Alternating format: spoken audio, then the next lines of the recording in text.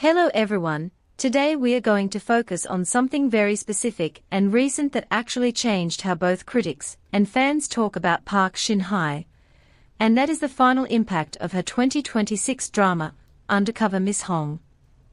A project that quietly became one of the most important checkpoints in her career, not because it was perfect, but because it forced audiences to reconsider what she is capable of doing on screen.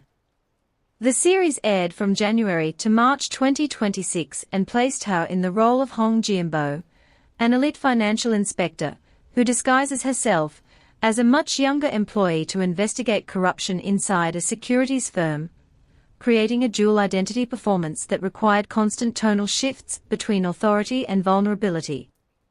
What made this role unusually demanding is that it required her to act in two different ages simultaneously, not through makeup or visual tricks, but through behavioral contrast, switching between a confident professional and a deliberately inexperienced junior worker. In interviews following the finale, Park Shin-hye acknowledged that she felt pressure playing someone pretending to be in her 20s again, especially because audiences have literally watched her grow up on screen, making the illusion more psychologically demanding than technically difficult.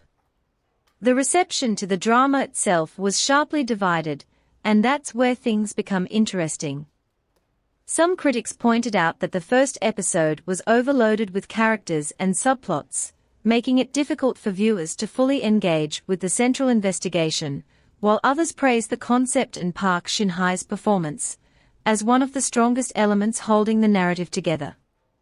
At the same time, the finale reached strong ratings and delivered a clear good versus evil resolution that many viewers found satisfying, which created a split dynamic where the drama itself was debated, but her performance was consistently highlighted as a success. What stands out even more is how co-actors described working with her during the production.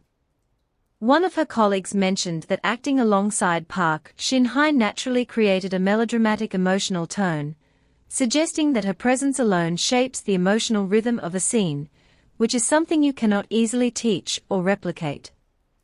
This reinforces a pattern we've seen before.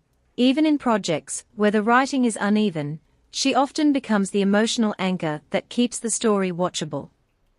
So when we analyze Undercover Miss Hong, it's not just another drama in her filmography, it's a stress test of her adaptability, showing that she can carry complex, led characters even in structurally flawed narratives.